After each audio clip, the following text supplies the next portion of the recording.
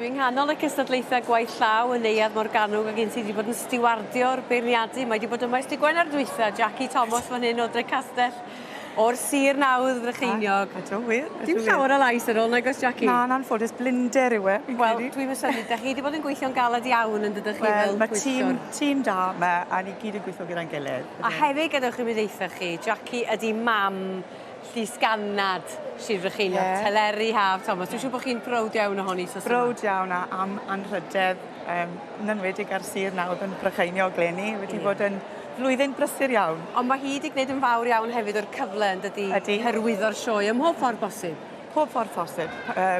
Sawl achlysur, quad beicio dros yr epynt, sioe ffasiwn, tipyn o bopeth. A mae mwy ddod, dwi'n gobeithio siarad efo'i cyn diwedd ffrawd y iau, mae gen i lot o gynlluniau yn ddeall. Ond da chi wedi bod yn stiwardio fel o'n i'n deud, felly da chi'n gyfarwydd, da chi wedi cael rhyw 3 diwrnod i edrych ar y gwaith yma. Ydyn wir. Da ni wedi gofyn i chi ddewis rhyw 2 ddosbarth. Sut wedi tynnu'ch llygad chi? Ie. Dechrau fan hyn efo'r collage yma, ie?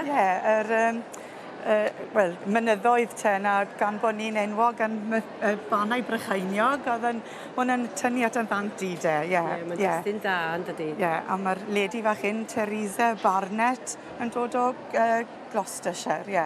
Be mae'r beirniad yn ei ddeud, creadigrwydd yn rhan bwysig o'r dosbarth hwn yn gwerthfawrogi'r gwreiddioldeb yn y dehongliad o'r pwnc, ac yn hoffi'r ffaith bod chwilio am yr heina, da chi'n cael yn yr un buddigol, a mae yna haen ar ben haen yn does am hynny, dyna beth i collage da chi'n gallu... Wel ie, a mae'n rhywbeth tebyg i fel 3D effect yn dywe. Mae'n drawiadol iawn, dydi. Mae'n dal eich llygad yn syth, ydy.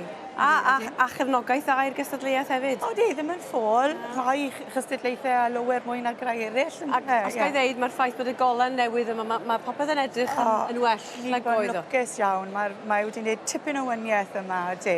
Dwi'n licio'r dosbarth yma. Peintiad bywyd fferm, a da chi wedi cael bob math o entries fan hyn, do? Os. Mae sawl un wedi entro, ond hwn yw'n ffefrau ni, allai weid.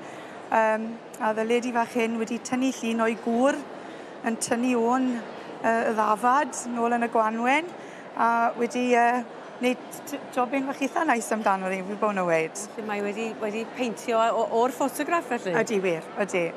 Wel, mae hwnna'n werthfawr iddyn nhw fel teulu, mae'n hyfryd yn dydi. Ydy. Lynn Woodward Davies. Ie, na chi.